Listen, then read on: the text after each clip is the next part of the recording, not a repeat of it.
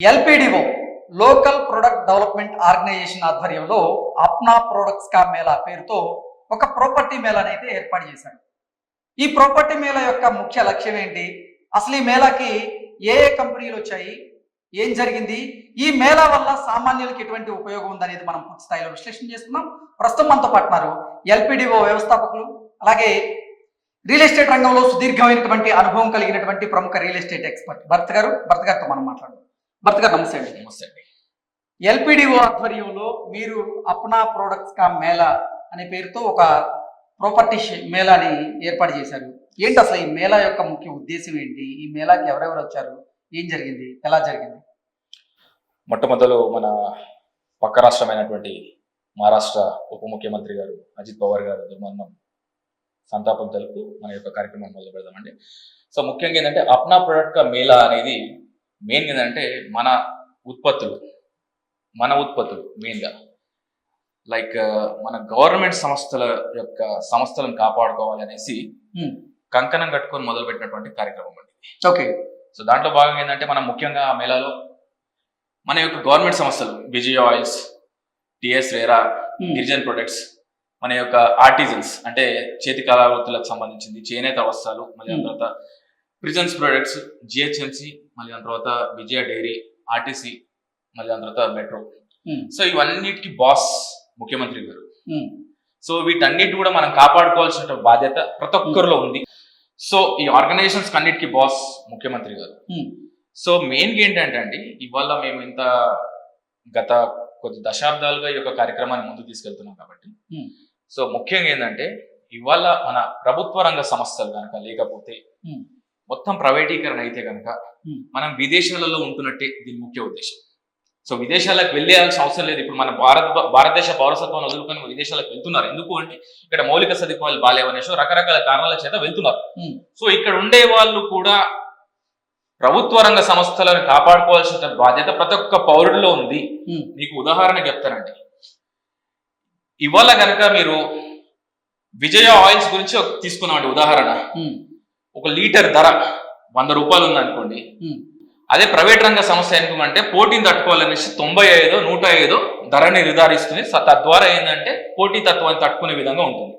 ప్రభుత్వం ఎలా ఆలోచిస్తుందంటే సామాన్యుని దృష్టిలో ఉంచుకునేసి సామాన్యుని నుంచి ఉన్నతమైనటువంటి స్థాయిలో ఉన్నటువంటి వ్యక్తులను దృష్టిలో ఉంచుకునేసి ధరని నిర్ధారిస్తుంది. ఎందుకు అంటే ఒక ప్రభుత్వం ఏర్పడాలంటే చిన్నవాడి ఓటైన అవసరమే, పెద్దవాడి ఓటైన అవసరమే.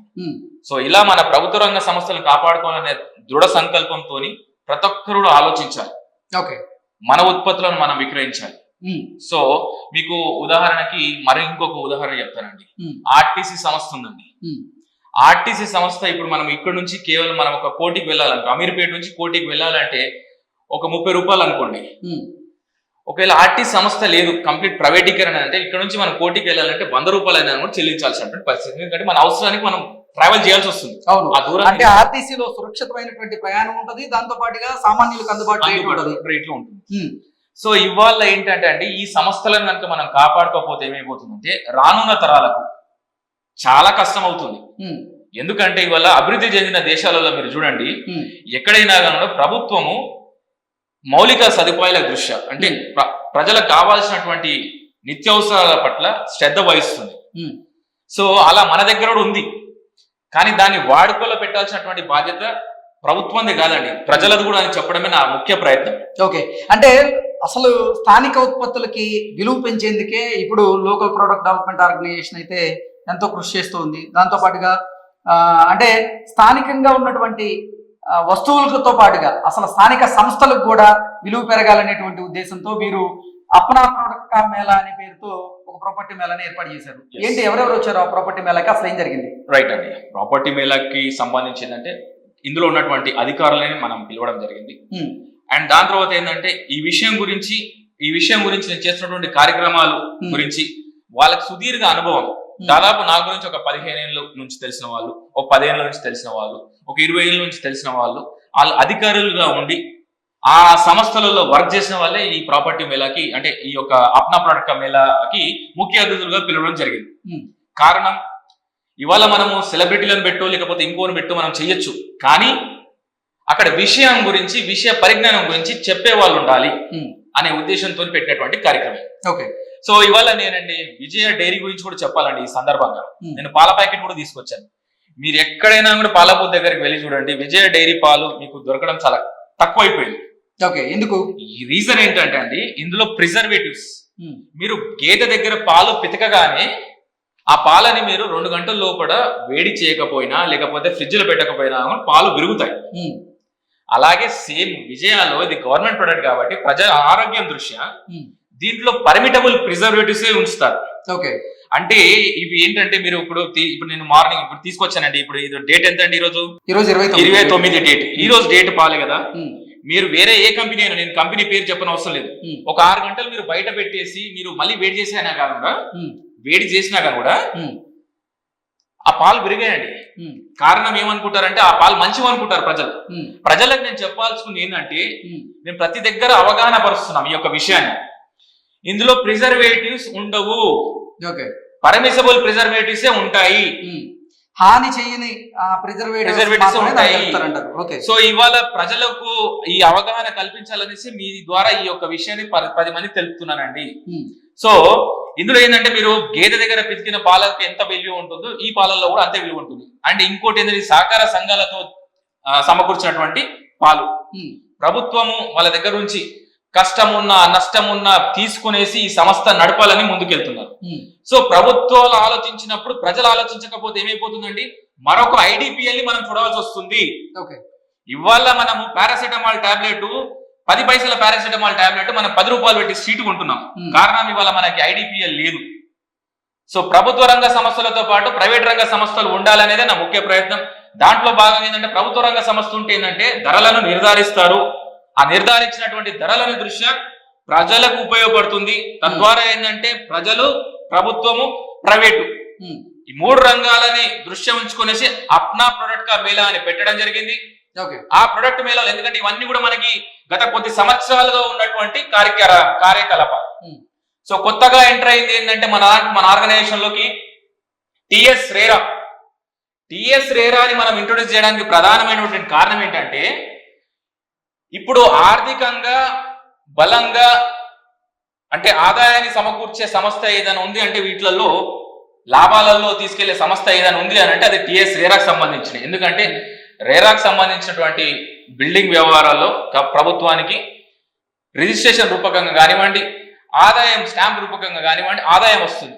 ఆ ఆదాయం వచ్చిన వాటితోనే ఈ యొక్క సంస్థలను, కుంటుతున్న సంస్థలను ప్రభుత్వం కాపాడుకోవాలని చూస్తుంది. ఇప్పుడు అప్నా ప్రొడక్ట్స్ కా మేళా పేరుతో మీరు ఎల్పిడిఓ తరఫున గిరిజనులు తయారు చేస్తున్నటువంటి ప్రోడక్ట్లని మీరు ప్రమోట్ చేస్తున్నారు. అలాగే చేనేత కార్మికులు చేనేతలు చేసినటువంటి ఉత్పత్తులు ఏవైతే ఉన్నాయో, నేచిన ఉత్పత్తులు, ఆ నేచిన ఉత్పత్తులను కూడా మీరు ప్రమోట్ చేస్తూ ఉన్నారు.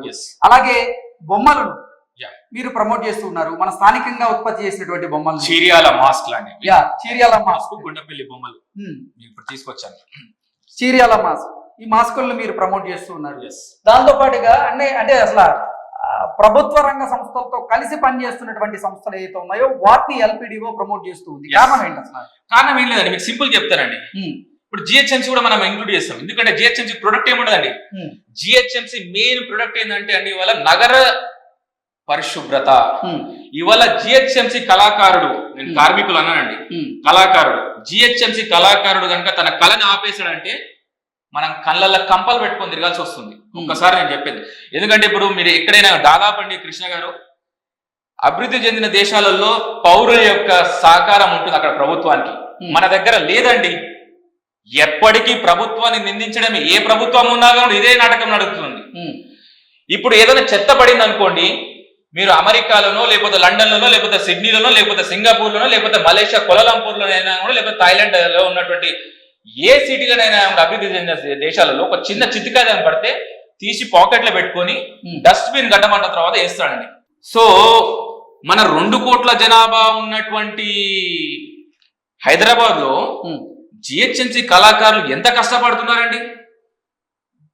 ఇవాళ వాళ్ళ పిల్లల్ని మళ్ళీ ఇంకోసారి దీంట్లో తీసుకురావాలంటే వాళ్ళు భయపడుతున్నారు. ఎందుకంటే మేము కష్టపడ్డ చాలు, ఇక వాళ్ళు కనపడరండి, కొద్ది రోజులు అయితే కనుమరుగైపోతారు. వాళ్ళకి విలువనివ్వాలి అంటే వాళ్ళని కళాకారులని పిలవాలి, లేబర్ డిగ్నిటీని తీసుకురావాలి, లేబర్ ఐడెంటిటీని తీసుకురావాలి, డిగ్నిటీ ఆఫ్ లేబర్ అనేది చాలా ఇంపార్టెంట్. ఆడు చిన్నవాడైనా పెద్దవాడైనా కూడా వాని పనిని చూసి వాని యొక్క విలువని డిసైడ్ చేయొద్దు, వాళ్ళ వ్యక్తిత్వాన్ని చూసి వాళ్ళని డిసైడ్ చేయొద్దు.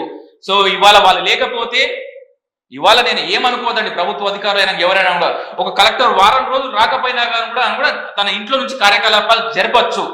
కానీ ఒక జిహెచ్ఎంసీ కళాకారుడు కనుక ఒక్కరోజు నేను చెప్పేది ఇంట్లో నుంచి బయటికి రాకపోతే నగరం ఎలా ఉంటుందో కృష్ణ గారు నేను చెప్పాల్సిన అవసరం లేదు, మీకు అంతా తెలిసింది. ఓకే, ఇప్పుడు ఎల్పిడిఓ విజయ ప్రొడక్ట్స్ ఎందుకు ప్రమోట్ చేస్తుంది? విజయ్ అంటే చాలా మటుకు తెలియదండి. బాధాకరమైనటువంటి విషయం ఏంటంటే విజయ్ అనేది గవర్నమెంట్ ప్రొడక్ట్ అండి, ప్రభుత్వ రంగ సంస్థల చేత నడిపించబడే ప్రొడక్ట్ ఇది. విజయ్ అంటే ఏదో మా అమ్మాయి పేరు మా అమ్మ పేరు అనుకుంటున్నారు చాలా మటుకు తెలియని విషయం ఏంటంటే అలాంటి సిచ్యువేషన్లు ఉన్నారు మనం. అలాంటి సిచ్యువేషన్ లో మనం ఉన్న మన యొక్క స్థితిగతులు ఉన్నాయంటే పిల్లలు చెప్పాలి, పిల్లలకి బోధించే ఉపాధ్యాయులు కానివ్వండి, మేము గవర్నమెంట్ స్కూల్లో చదువుతలేం కదా మాకెందుకు అన్నట్టు కాదు, ప్రైవేట్ సంస్థలలో ఉన్న వాళ్ళు కూడా ఆలోచించాలి. నేను ప్రైవేట్ సంస్థలలో వర్క్ చేసే వాళ్ళ గురించి ఎక్కువగా మాట్లాడుతున్నా ఈ విషయంలో. ఎందుకంటే గవర్నమెంట్ సంస్థను కాపాడుకోవాల్సింది కేవలం ప్రభుత్వ ఉద్యోగులదే కాదు, ప్రతి ఒక్కరిది. సో కాపాడుకోవాల్సినటువంటి ప్రయత్నంలో భాగంగా, ఎందుకంటే కృష్ణ గారు నేను ఇంత గట్టిగా ఇంత బలంగా నేను ఎందుకు చెప్తున్నా అంటే ఈ సంస్థను స్టార్ట్ చేయబోయే ముందు కూడా బాగా డిస్కషన్ చేసిన తర్వాత 2012లో అప్పుడు కిరణ్ కుమార్ రెడ్డి గారు గవర్నమెంట్ లో నేను తీసుకున్నటువంటి నిర్ణయం ఏంటంటే ఇందులో ప్రతి ఒక్కరు, ఇప్పుడు మనం అజిత్ పవార్ గురించి మాట్లాడుకున్నామండి, మనం మాట్లాడుకున్నాం ఒక ప్రొడక్ట్, ప్రతి మానవుడు కూడా ఒక ప్రొడక్ట్, ఏదో ఒక రోజు ఎక్స్పైరీ ఉంటుంది. కానీ కొన్ని ప్రొడక్ట్స్ కి ఎక్స్పైరీ అనేది మన చేతుల్లో ఉంటుంది. ఆ మన చేతుల్లో ఉన్నటువంటి ప్రొడక్ట్స్ ఇవన్నీ కూడా ఇవాళ మనం వాడుకలో తీసుకురాకపోతే ఇవి కూడా కనుమరుగైపోతాయి, ఎక్స్పైరీ అయిపోతాయి అనే భయంతో మొదలు పెట్టినటువంటి కార్యక్రమం ఇది. ఓకే, సో నేను చెప్పేది ఏంటంటే ఇవాళ ఈ కార్యక్రమాన్ని మొదలు పెట్టబోయే ముందు కూడా నేను గట్టి బలమైన నిర్ణయాలు చాలా తీసుకున్నాను. ఇప్పుడు అప్నా ప్రొడక్ట్స్ కా మేళా అనే పేరుతో మీరు నిర్వహించినటువంటి ఈ ప్రాపర్టీ మేళాలో ఒక బిల్డర్ వచ్చాడు, అలాగే ఆర్టిస్టులు కొంతమంది వచ్చారు, అలాగే చేనేత నేత కార్మికులు వచ్చారు, చాలా మంది వచ్చారు. మరి మీరు ఒక బిల్డర్ గా వాసవి వాళ్ళని తీసుకొస్తా అన్నారు, వచ్చారా? వాసవి వాళ్ళు వచ్చారండి, వాళ్ళు కూడా వచ్చారండి.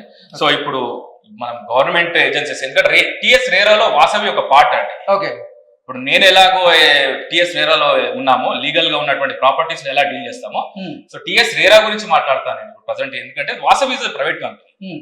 సో వాటి గురించి నేను మాట్లాడతాను. So builder is my brother, చెప్పాను కదా, అతని దగ్గర ఇన్వెస్ట్మెంట్ చేసే వాళ్ళు sub builders, they are my sisters.